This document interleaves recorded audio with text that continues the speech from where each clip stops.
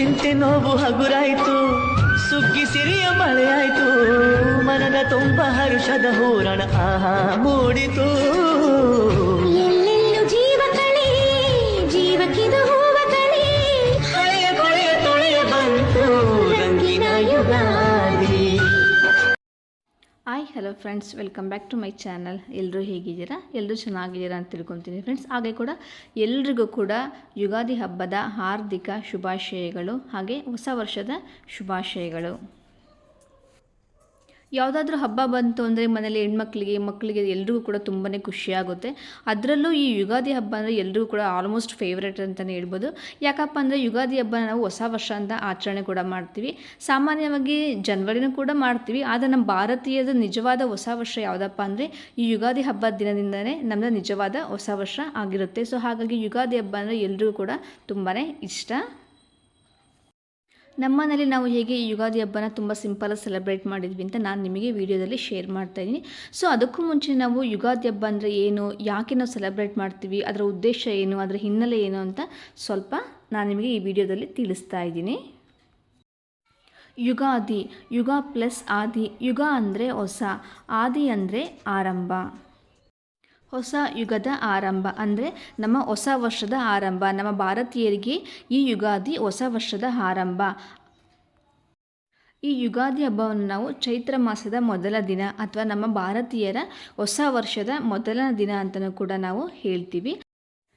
ನಮ್ಮ ಹೊಸ ವರ್ಷದ ಹಿನ್ನೆಲೆ ಏನು, ಯುಗಾದಿ ಹಬ್ಬದ ಹಿನ್ನೆಲೆ ಏನು ಅಂತ ನೋಡೋಣ. ಇಂದಿನಿಂದ ಅಂದರೆ ಯುಗಾದಿ ಹಬ್ಬದ ದಿನದಿಂದ ವಿಶ್ವವಸು ಸಂವತ್ಸರ ಆರಂಭ ಅಂತಲೂ ಕೂಡ ಹೇಳ್ತೀವಿ, ಹೊಸ ವರ್ಷದ ಆರಂಭ ಅಂತಲೂ ಕೂಡ ಹೇಳ್ತೀವಿ.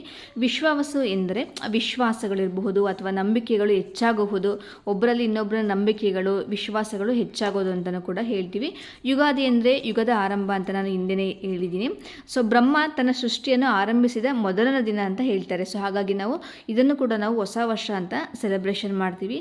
ಸೊ ಹಿಂದೂ ಪಂಚಾಂಗದ ಪ್ರಕಾರ ಇದು ವರ್ಷದ ಆರಂಭ ದಿನ ಅಂದರೆ ಯಾವುದಪ್ಪ ಅಂದರೆ ಬ್ರಹ್ಮ ತನ್ನ ಸೃಷ್ಟಿಯನ್ನು ಆರಂಭಿಸಿದ ದಿನವನ್ನು ಹಿಂದೂ ಪಂಚಾಂಗದ ಪ್ರಕಾರ ಹೊಸ ವರ್ಷದ ದಿನ ಅಥವಾ ಯುಗಾದಿ ಹಬ್ಬದ ದಿನ ಅಂತ ನಾವು ಹೇಳ್ತೇವೆ.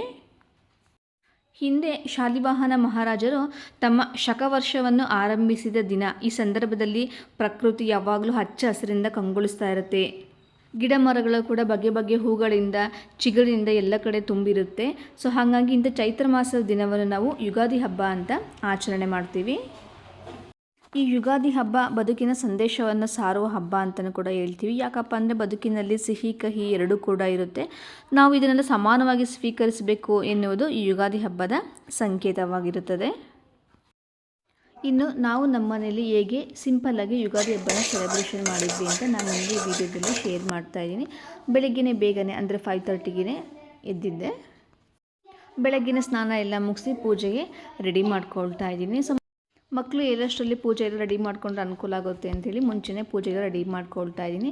ಸೊ ಅವ್ರು ಎದ್ಮೇಲೆ ನೆಕ್ಸ್ಟ್ ಎಣ್ಣೆ ಸ್ನಾನ ಮಾಡಿಸ್ಬೇಕು ಅಥವಾ ಅಭ್ಯಂಜನ ಸ್ನಾನ ಅಂತ ಅಂತೀವಿ. ಯುಗಾದಿ ಹಬ್ಬದಲ್ಲಿ ಯಾವಾಗಲೂ ಕೂಡ ಅಭ್ಯಂಜನ ಸ್ನಾನವನ್ನು ಮಾಡಿಸ್ತೀವಿ. ಮಕ್ಕಳು ಅಥವಾ ಮನೇಲಿ ಎಲ್ಲರೂ ಕೂಡ ಎಣ್ಣೆ ಹಚ್ಕೊಂಡು ಸ್ನಾನ ಮಾಡ್ತೀವಿ. ಸೊ ನಾನಿಲ್ಲಿ ಸ್ವಲ್ಪ ಕೊಬ್ಬರಿ ಎಣ್ಣೆಗೆ ಸ್ವಲ್ಪ ಅರಿಶಿನ ಪುಡಿ, ಹಾಗೆಯೇ ಸ್ವಲ್ಪ ಬಾದಾಮಿ ಎಣ್ಣೆ, ಹಾಗೆಯೇ ಸ್ವಲ್ಪ ಎಳ್ಳೆಣ್ಣೆನೂ ಕೂಡ ಸೇರಿಸ್ಬಿಟ್ಟು ಮಕ್ಕಳಿಗೆಲ್ರಿಗೂ ಕೂಡ ಹಚ್ಚುತ್ತಾ ಇದ್ದೀನಿ. ಅವ್ರನ್ನೆಲ್ಲ ಸ್ವಲ್ಪ ಬಿಸಿಲಿಗೆ ಆಟಾಡೋಕ್ಕೆ ಕಳಿಸಿ ಅಷ್ಟೊತ್ತಿಗೆ ನಾನು ಸ್ನಾನಕ್ಕೆ ನೀರನ್ನು ರೆಡಿ ಮಾಡಿದೆ. ಸೊ ನಾವು ಬಿಸಿನೀರಿಗೆ ಬೇವಿನ ಎಲೆ ಅಥವಾ ಬೇವಿನ ಕಡ್ಡಿಗಳು, ಬೇವಿನ ಹೂಗಳನ್ನು ಹಾಕ್ಬಿಟ್ಟು ಸ್ನಾನನ ಮಾಡಿಸ್ತೀವಿ. ಮಕ್ಕಳೆಲ್ಲ ತುಂಬ ಹಸಿವಾಗುತ್ತೆ ಅಂತ ಇದ್ರು. ಟೈಮ್ ಆಗಲೇ 8:30, 9 o'clock ಆಗಿತ್ತು. ಸೊ ಹಾಗಾಗಿ ನಾನು ಅವರಿಗೆ ಸ್ವಲ್ಪ ದೋಸೆನ ಮಾಡಿಕೊಟ್ಟೆ.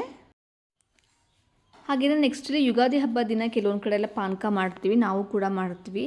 ಸೊ ಈ ಪಾನಕ ಮಾಡೋದು ಹೇಗಪ್ಪ ಅಂತಂದರೆ ಸ್ವಲ್ಪ ಹುಣಸೆ ಹಣ್ಣಿನ ರಸ, ಹಾಗೆಯೇ ಸ್ವಲ್ಪ 1-2 ಟೇಬಲ್ ಸ್ಪೂನಷ್ಟು ಬೆಲ್ಲ, ಸ್ವಲ್ಪ ಕಾಳುಮೆಣಸು ಅಥವಾ ಕಾಳುಮೆಣಸಿನ ಪೌಡ್ರ್ ಇರ್ಬೋದು ಖಾರಕ್ಕೆ, ನೆಕ್ಸ್ಟ್ ಸ್ವಲ್ಪ ಬೇವಿನ ಹೂಗಳನ್ನು ಹಾಕ್ಬಿಟ್ಟು ಮಿಕ್ಸ್ ಮಾಡಬೇಕು. ಸೊ ಇದನ್ನು ಪಾನಕದ ರೀತಿ ನಾವು ದೇವರಿಗೆ ಪ್ರಸಾದ ಕೊಟ್ಟು ಆದಮೇಲೆ ಪಾನಕದ ರೀತಿ ಸೇವಿಸ್ತೀವಿ. ಹಾಗೆಯೇ ಸ್ವಲ್ಪ ಚಿಕ್ಕದಾಗಿ ಹೆಚ್ಚಿಟ್ಕೊಂಡಿರೋವಂತಹ ಮಾವಿನಕಾಯಿ ಪೀಸ್ಗಳನ್ನ ಹಾಕಬೇಕು. ಸೊ ಇದು ಯಾಕಪ್ಪ ಅಂತಂದರೆ ಜೀವನದಲ್ಲಿ ಬೇವು, ಬೆಲ್ಲ, ಉಪ್ಪು, ಹುಳಿ, ಖಾರ ಎಲ್ಲದೂ ಇರಲಿ ಅನ್ನೋದು ಇದು ಸಂಕೇತವಾಗಿರುತ್ತೆ. ಸೊ ಹಾಗಾಗಿ ಕಾಮನ್ನಾಗಿ ಎಲ್ಲರೂ ಕೂಡ ಇದನ್ನು ನಾವು ಮಾಡ್ತೀವಿ. ಯಾವುದಾದ್ರೂ 5 ಬಗೆಯ ರುಚಿಗಳನ್ನು ಸೇರಿಸ್ಬಿಟ್ಟು ನಾವು ಈ ಪಾನಕನ ರೆಡಿ ಮಾಡ್ಕೊಳ್ಬೇಕು. ಸೊ ಟೈಮ್ ಆಗಲೇ 9:30 ಆಗಿತ್ತು. ಪೂಜೆನ 12:30 ಒಳಗಡೆ 12:30 ಅಥವಾ 12:45 ಒಳಗಡೆ ಪೂಜೆ ಮಾಡಬೇಕು ಅಂತ ಇತ್ತು. ಆಲ್ರೆಡಿ 9:30 ಆಗೋದ್ರಿಂದ ಬೇಗನೆ ಪೂಜೆಗೆಲ್ಲ ರೆಡಿ ಮಾಡ್ಕೊಳ್ತೀವಿ. ಸೊ ಬೆಳಿಗ್ಗೆ ಬೇಗನೆ 5:30ಗೆ ಎದ್ರೂ ಪೂಜೆ ಮಾಡೋದಾಗಲೇ 10:30 ಹಾಗೇ ಬಿಡ್ತು. ಹಬ್ಬದ ದಿನಗಳೆಲ್ಲ ಎಷ್ಟು ಬೇಗ ಇದ್ರೂ ಕೂಡ ಕೆಲಸಗಳು ಬೇಗ ಆಗೋದೇ ಇಲ್ಲ. ಹಾಗೆಯೇ ನಾನು ಪೂಜೆಗೆಲ್ಲ ರೆಡಿ ಮಾಡ್ಕೊಳ್ಳೋಷ್ಟರಲ್ಲಿ ನನ್ನ ಹಸ್ಬೆಂಡು ಮಕ್ಕಳಿಗೆಲ್ಲ ಸ್ನಾನ ಮಾಡಿಸಿ ಅವರಿಗೆಲ್ರಿಗೂ ಕೂಡ ಬಟ್ಟೆನ ಹಾಕಿದರು. ಹಾಗೆಯೇ ಅವರು ಕೂಡ ರೆಡಿಯಾಗಿ ಬಂದು ನನಗೆ ಸ್ವಲ್ಪ ಪೂಜೆಗೆ ಸಹಾಯ ಮಾಡಿದರು. ಸೊ ನಾನೇನಾದರೂ ಕೆಲಸ ಮಾಡ್ತಾಯಿದ್ರೆ ನನಗೆ ಪೂಜೆಗೆ ಯಾವಾಗಲೂ ಕೂಡ ಹೆಲ್ಪ್ ಮಾಡ್ತಾರೆ. ಸೊ ಹಾಗಾಗಿ ಕೆಲಸಗಳೆಲ್ಲ ಸ್ವಲ್ಪ ಬೇಗ ಅಂತಲೇ ಅನಿಸುತ್ತೆ. ಹಬ್ಬನೆಲ್ಲ ಕೆಲವೊಂದು ಕಡೆ ಅವ್ರ ಸಂಪ್ರದಾಯಕ್ಕೆ ತಕ್ಕಂತೆ ಮಾಡ್ತಾರೆ. ನಮ್ಮಲ್ಲಿ ನಾವು ಬೆಳಗ್ಗೆ ಹಬ್ಬ ಮಾಡಿಬಿಟ್ಟು ಸಂಜೆ ಚಂದ್ರನ ನೋಡ್ತೀವಿ. ಕೆಲವೊಂದು ಕಡೆ ಎಲ್ಲ ಸಂಜೆನೂ ಹಬ್ಬ ಮಾಡಿ ಚಂದ್ರನ ನೋಡಿದ ಮೇಲೆ ಹಬ್ಬದ ಊಟನ ಮಾಡ್ತಾರೆ. ಸೊ ಅವ್ರ ಸಂಪ್ರದಾಯಕ್ಕೆ ತಕ್ಕಂತೆ ಅವರ ಹಬ್ಬನ ಮಾಡ್ತಾರೆ. ನಾವು ಬೆಳಗ್ಗೆನೇ ಹಬ್ಬ ಮಾಡಿದ್ವಿ.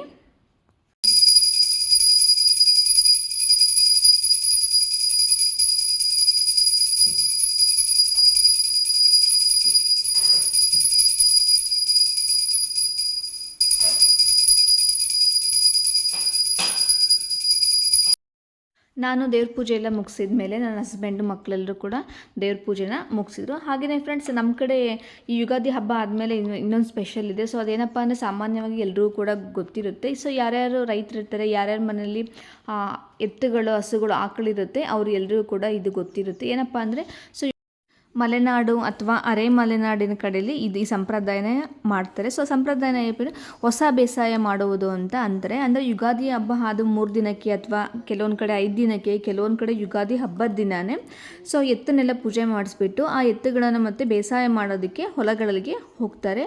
ಸೊ ಇದು ಏನಪ್ಪ ಅಂತಂದರೆ ಈಗ ತಾನೇ ಚೈತ್ರ ಮಾಸ ಶುರುವಾಗಿರುತ್ತೆ. ಸೊ ರೈತ ಏನು ಮಾಡ್ತಾನಪ್ಪ ಅಂತಂದರೆ ತನ್ನ ಹೊಲದಲ್ಲಿ ಆ ಎತ್ತಿನಿಂದ ಉಳುಮೆ ಮಾಡ್ತಾನೆ. ಸೊ ಉಳುಮೆ ಮಾಡಿ ದೇವರಲ್ಲಿ ಪ್ರಾರ್ಥಿಸ್ಕೊಳ್ತಾನೆ. ಏನಪ್ಪ ಅಂತಂದರೆ ಸೊ ಇವಾಗ ತಾನೇ ಶುರುವಾಗ್ತಾರೆ ಚೈತ್ರ ಮಾಸದಲ್ಲಿ ಭೂಮಿಗೆ ಒಳ್ಳೆ ಮಳೆ ಆಗಲಿ, ಒಳ್ಳೆ ಬೆಳೆ ಆಗಲಿ, ಮನೆಯ ಆದಾಯ ವೃದ್ಧಿಸಲಿ ಎಂದು ರೈತ ಮನದಲ್ಲೇ ಪ್ರಾರ್ಥಿಸ್ಕೊಳ್ತಾನೆ. ಸೊ ಈ ದಿನವನ್ನು ನಾವು ಕೂಡ ತುಂಬ ಶ್ರೇಷ್ಠ ಅಂತಲೂ ಕೂಡ ಹೇಳ್ಬಹುದು. ಯಾಕಪ್ಪ ಅಂದರೆ ಎಲ್ಲ ರೈತರು ಕೂಡ ವರ್ಷ ಪೂರ್ತಿ ಮಳೆ ಅಂದೇ, ಬಿಸಿಲು ಅಂದೇ ವರ್ಷ ಪೂರ್ತಿ ಹೊಲದಲ್ಲಿ, ತೋಟಗಳಲ್ಲಿ ಕೆಲಸ ಮಾಡ್ತಾರೆ. ಸೊ ಅವರಿಗೂ ಕೂಡ ಒಳ್ಳೇದಾಗಬೇಕಲ್ವ, ಅವರಿಗೂ ಕೂಡ ಒಳ್ಳೇದಾಗಲಿ ಅಂತಂದ್ಬಿಟ್ಟು ಈ ದಿನನೂ ಕೂಡ ನಾವು ತುಂಬ ಶ್ರೇಷ್ಠ ಅಂತಲೇ ಹೇಳ್ಬಹುದು.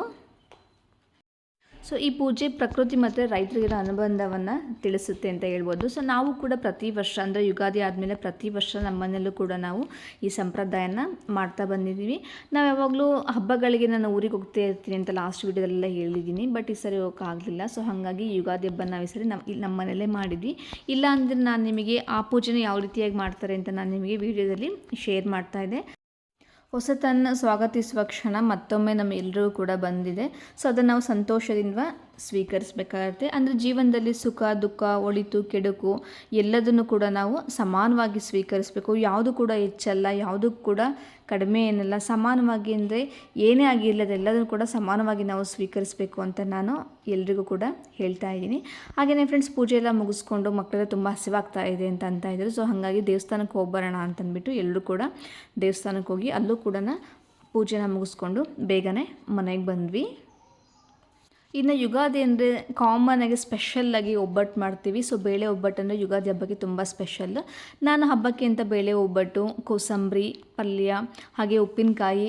ಯುಗಾದಿ ಅಂದರೆ ಎಲ್ರಿಗೂ ಪಟ್ ಅಂತ ನೆನಪಾಗೋದು ಏನಪ್ಪ ಅಂದರೆ ಮಾವಿನಕಾಯಿ ಚಿತ್ರಾನ್ನ. ಸೊ ಅದನ್ನು ಕೂಡ ನಾನು ಮಾವಿನಕಾಯಿ ಚಿತ್ರಾನ್ನ ಕೂಡ ಯುಗಾದಿ ಹಬ್ಬಕ್ಕೆ ಅಂತ ಸ್ಪೆಷಲ್ಲಾಗಿ ಮಾಡಿದ್ದೆ. ಮಕ್ಕಳೆಲ್ಲರೂ ತುಂಬ ಖುಷಿಯಿಂದ, ತುಂಬ ಖುಷಿಯಾಗಿ ಹೊಟ್ಟೆ ತುಂಬ ಊಟ ಮಾಡಿದರು. ಇನ್ನು ನನ್ನ ಚಿಕ್ಕ ಮಗ ಕೆಲವೊಂದೆಲ್ಲ ಫೋಟೋಸ್ ತೆಗೀ ಮಮ್ಮಿ, ನಾನು ಕೂಡ ಫೋಟೋಸ್ ತೆಗಿತೀನಿ ಅಂತ ಹೇಳ್ತಾ ಇದ್ದೆ. ಸೊ ಹಾಗಾಗಿ ಅವನ ಹತ್ರನೂ ಕೂಡ ಫೋಟೋಸ್ ತೆಗೆಸ್ಕೊಂಡ್ವಿ. ಅವನನ್ನು ಕೂಡ ನಾವು ಫೋಟೋಸ್ನ ಕೆಲವೊಂದೆಲ್ಲ ತೆಗೆದ್ವಿ. ಹಾಗೆಯೇ ಸಂಜೆ ಆಗ್ತಾ ಇದ್ದಂಗೆ ಚಂದ್ರ ನೋಡಬೇಕು ಅಂತ ಎಲ್ಲರೂ ಕೂಡ ತುಂಬ ಎಕ್ಸೈಟ್ ಆಗಿತ್ತು. ಬಟ್ ಏನು ಮಾಡಲಿ, ಹಬ್ಬದ ದಿನ ಚಂದ್ರ ಕಾಣಿಸ್ಲೇ ಇಲ್ಲ. ತುಂಬಾ ಬೇಜಾರಾಯಿತು. ಹಬ್ಬದ ದಿನ ಚಂದ್ರ ಕಾಣಿಸಿದ್ರೆ ಹಬ್ಬಕ್ಕೂ ತುಂಬಾ ಒಂದು ಒಳ್ಳೆ ಕಳೆ ಇರುತ್ತೆ, ತುಂಬಾ ಇಂಟ್ರೆಸ್ಟಿಂಗ್ ಆಗಿರುತ್ತೆ. ಬಟ್ ನೆಕ್ಸ್ಟ್ ಡೇ ಚಂದ್ರನ ನೋಡೋ ಹಾಗಾಯಿತು. ನಾನು ಮತ್ತು ನನ್ನ ಮಗ ಚಂದ್ರ ನಾನು ಫಸ್ಟ್ ನೋಡ್ತೀನಿ ಅಂತ ಇಬ್ಬರು ಕೂಡ ಕಾಂಪಿಟೇಷನ್ ಇತ್ತು. ಆದರೆ ನಾವಿಬ್ಬರು ಕೂಡ ನೋಡೋಕ್ಕಾಗಲಿಲ್ಲ. ನನ್ನ ಹಸ್ಬೆಂಡ್ ಚಂದ್ರನ ಮೊದಲು ನೋಡಿರೋ ತುಂಬಾ ಖುಷಿಯಾಯಿತು. ಚಂದ್ರದರ್ಶನ ಆದಮೇಲೆ ಯುಗಾದಿ ಹಬ್ಬ ಪರಿಪೂರ್ಣ ಆಗೋದು, ಯುಗಾದಿ ಹಬ್ಬ ಕಂಪ್ಲೀಟ್ ಆಗೋದು. ಚಂದ್ರದರ್ಶನ ಎಲ್ಲ ಮುಗಿದ ಮೇಲೆ ನಾವು ಹಿರಿಯರ ಆಶೀರ್ವಾದ ಪಡ್ಕೊಳ್ತೀವಿ, ಅಂದರೆ ಹಿರಿಯರ ಕಾಲಿಗೆ ಬಿದ್ದು ಆಶೀರ್ವಾದನ ಪಡ್ಕೊಳ್ತೀವಿ. ಸೊ ಹಿರಿಯರ ಆಶೀರ್ವಾದ ಯಾವಾಗಲೂ ನಮ್ಮ ಮೇಲಿದ್ದರೆ, ಸದಾ ನಮ್ಮ ಮೇಲಿದ್ದರೆ ನಮಗೂ ಕೂಡ ಒಳ್ಳೆಯದಾಗುತ್ತೆ ಅನ್ನೋದು ಒಂದು ನಂಬಿಕೆ. ನೀವು ನಿಮ್ಮ ಕಡೆ ಯುಗಾದಿ ಹಬ್ಬನ ಯಾವ ರೀತಿಯಾಗಿ ಸೆಲೆಬ್ರೇಷನ್ ಮಾಡ್ತೀರಾ ಅಂತ ನಮಗೆ ಚಿಕ್ಕದಾಗಿ ತಿಳಿಸಿ. ಹಾಗೆಯೇ ನಿಮಗೆ ಈ ವಿಡಿಯೋ ಇಷ್ಟ ಪ್ಲೀಸ್ ಲೈಕ್ ಮಾಡಿ, ಕಮೆಂಟ್ ಮಾಡಿ, ಹಾಗೆ ಸಬ್ಸ್ಕ್ರೈಬ್ ಮಾಡೋದನ್ನು ಮರಿಬೇಡಿ.